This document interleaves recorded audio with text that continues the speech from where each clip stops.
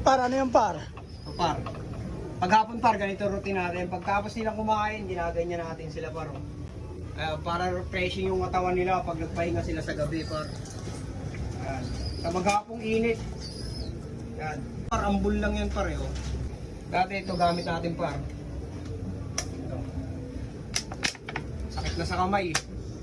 Upgrade. May pambili naman kahit pa paano par kaya nag-upgrade na tayo par. Oh, isang ganito tuwing hapon par. Plain lang na tubig. Kayo kung gusto nyo haluan ng asin. Yung iba hinahaluan ng asin pag nagpapaligo ng ibon eh. Yung iba, muriatic. Oo, yung iba muriatic, sondrox. Sondrox tsaka malatayon, pinagsabay, ubos yung ibon. Ubos yung ibon niya eh. Yun lang par, ganito yung routine namin tuwing hapon par, pinakita lang namin sa inyo. Kasi minsan na lang kami nakakapag-upload kasi masyado pang busy yung mga panahon na to par. Kailangan natin umanap ng pera, naubos yung pera natin kakapagawa ng loop natin eh. At yun lang par, magandang hapon sa inyo lahat, sa lahat ng social media account, TikTok, Facebook, tsaka YouTube par. Sila, peace and out.